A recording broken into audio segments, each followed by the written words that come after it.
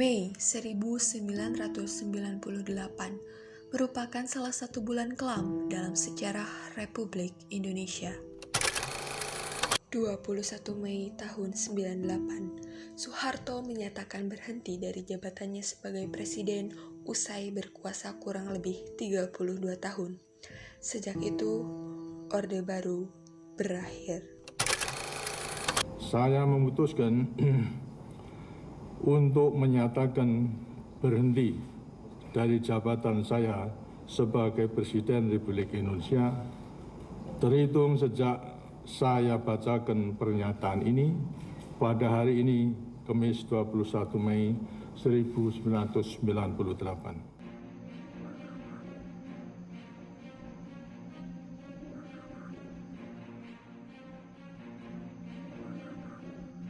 Didasari oleh maraknya praktek korupsi, kolusi, dan nepotisme di tubuh pemerintah, serta naiknya harga pangan imbas dari anjloknya nilai tukar rupiah pada krisis moneter tahun 98, membuat masyarakat Indonesia geram dan akhirnya melakukan beragam aksi menuntut reformasi.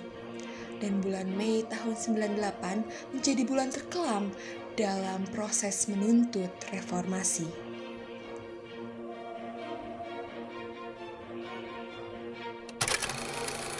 Berikut beberapa kasus kelam di bulan Mei tahun 98. Tragedi Gejayan menyebabkan 1 mahasiswa meninggal dunia. Korban tersebut adalah Moses Gatotkaca, seorang mahasiswa FMIPA Universitas Sanata Dharma. Tragedi Trisakti. Tahun 98, krisis moneter dan KKN membuat masyarakat turun ke jalan. Sejumlah warga Universitas Trisakti beserta alumninya mengadakan aksi damai berupa mimbar bebas.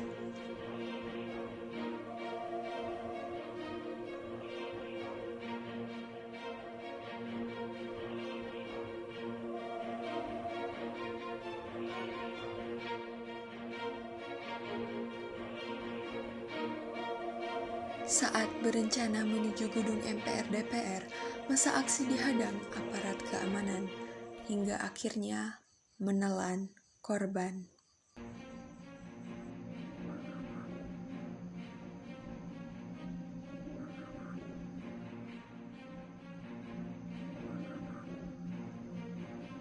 Tragedi kerusuhan yang terjadi di berbagai kota di Indonesia.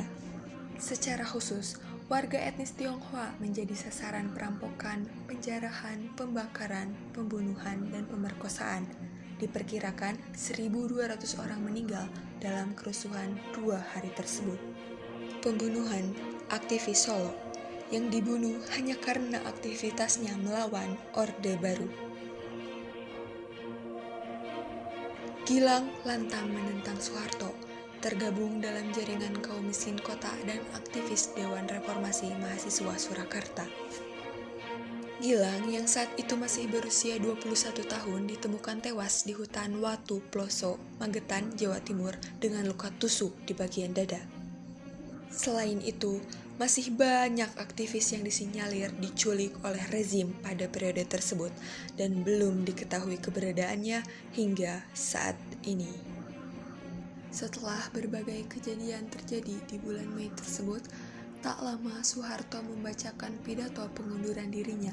Habibie, selaku wakil presiden pada masa itu, segera dilantik menjadi Presiden Republik Indonesia, dan era reformasi pun dimulai. Sebelum memangku jabatan presiden, saya akan melaksanakan kewajiban konstitusional saya, ialah mengucapkan sumpah sesuai dengan agama yang saya anut sebagai berikut. Pada masa itu, Presiden Habibie dihadapi dengan setumpuk PR, mulai dari pertumbuhan ekonomi yang negatif hingga kurs rupiah yang melambung. Pertanyaannya, tindakan apa yang dilakukan oleh Presiden Habibie?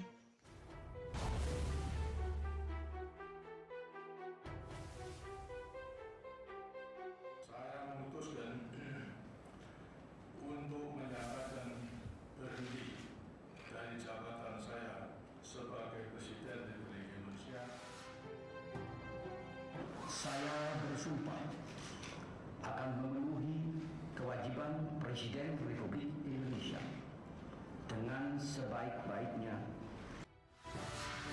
Pak Habibie bukanlah ekonom, ia seorang insinyur pesawat terbang.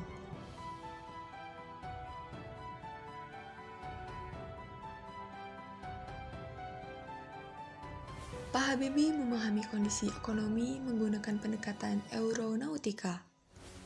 Ia melihat kejatuhan rupiah pada tahun 98 ibarat pesawat terbang dalam keadaan stall.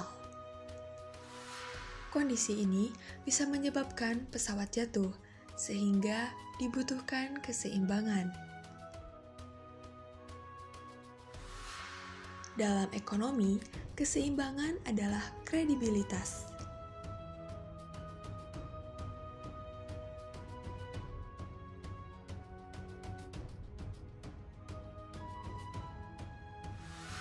Pak Habibie membuat beberapa kebijakan agar ekonomi Indonesia stabil.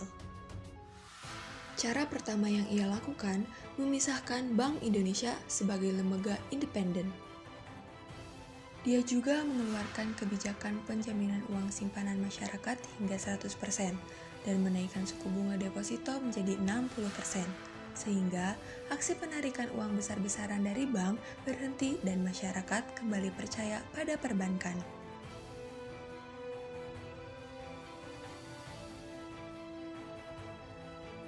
Kebijakannya membuahkan hasil. Ekonomi Indonesia yang pada tahun 98 minus 13,13% berbalik positif pada tahun 99 menjadi 0,79%. Harga-harga pangan kembali turun dan angka kemiskinan Republik Indonesia berhasil diturunkan. Tetapi, pidato pertanggungjawaban Pak Habibie di sidang istimewa pada tanggal 14 Oktober tahun 99 ditolak DPR. Saat lengser, rupiah kembali ke Rp8.000.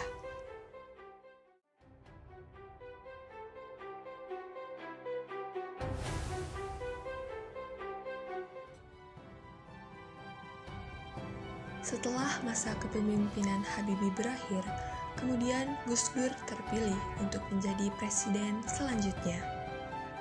Masa kepemimpinan Gus Dur tidak begitu lama, hanya mulai dari 20 Oktober tahun 99 sampai 23 Juli 2001, setahun 3 bulan. Gus Dur berhasil menjadi presiden karena didukung koalisi poros tengah yang dimotori oleh Amin Rais di MPR. Gus Dur terpilih sebagai presiden dengan jumlah 373 suara, mengalahkan Megawati yang hanya mendapatkan 313 suara. Jika diamati era Presiden Gus Dur yang usianya kurang 2 tahun, Indonesia banyak mengalami perubahan dalam rangka memasuki era baru, baik di bidang politik, demokrasi, dan hak asasi manusia, juga ekonomi. Namun pertarungan antara Gus Dur dan lawan-lawan politiknya lebih seru daripada prestasi yang telah tercatat itu. Memasuki Juli 1999, Ketua Umum Partai Amanat Nasional Amin Rais membentuk Poros Tengah yang merupakan aliansi partai-partai umat Islam bersama dengan Partai Persatuan Pembangunan dan Partai Bulan Bintang. Sementara PKB dan Gus Dur masih berada di satu kubu dengan PDIP. Dalam perjalanannya, kabinet ini mengalami begitu banyak perubahan. Beberapa menteri pada kabinet ini mengundurkan diri, antara lain Yusuf Kala, Kwi Kian Gi, dan beberapa nama lain. 23 Agustus 2000, Gus Dur mengumumkan perubahan susunan kabinet. Beberapa nama baru masuk dan beberapa kementerian digabungkan. Kabinet hasil reshuffle pertama ini pun tidak bertahan lama. Beberapa menteri mengundurkan diri, bahkan hingga 4 kali tercatat Gus Dur melakukan perubahan menteri pada kabinet. Masa kepemimpinan Gus Dur memang terkenal kontroversial dan tercermin pada kebijakan-kebijakannya. Salah satunya ialah terlibat dalam skandal Brunei Gate dan Bulogate, yang dimana kebijakan tersebut membuat ia dilengsarkan dari kepemimpinannya. Hingga akhirnya beliau digantikan oleh wakilnya, Megawati Soekarno Putri.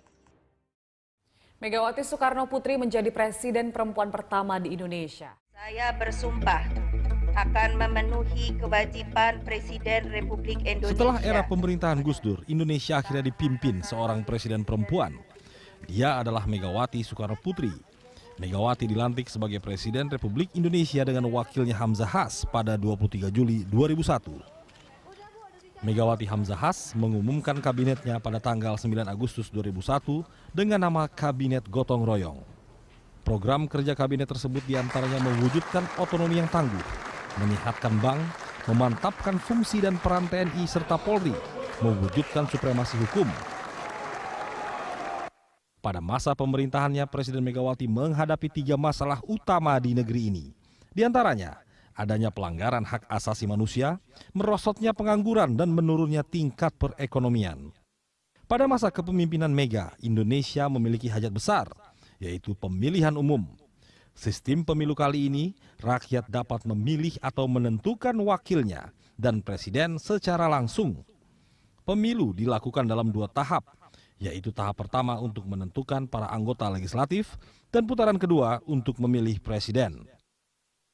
Pilpres pertama secara langsung dipilih rakyat pada 5 Juli 2004 dengan calon presiden dan wakilnya Megawati Soekarno Putri Hasyim Muzadi yang diusung PDIP, Wiranto Salahuddin Wahid didukung oleh Partai Golkar, Amin Rais Siswono didukung Partai Amanat Nasional, Hamzahas Agung Gumelar didukung oleh Partai Persatuan Pembangunan, dan Susilo Bambang Yudhoyono Yusuf Kala didukung oleh Partai Demokrat. Dan pada akhirnya, Pilpres berlangsung 2 putaran dengan pemenang pasangan Susilo Bambang Yudhoyono dan Yusuf Kala. Ya, itulah reformasi yang terjadi akibat maraknya pertumpahan darah, korban kerusuhan, hingga korban jiwa. Saya, kamu, dan kita semua sedang ada dalam masa reformasi. Maka, mari kita manfaatkan reformasi ini, yaitu kebebasannya untuk bersuara dengan sebaik-baiknya. Jangan sampai reformasi terkorupsi.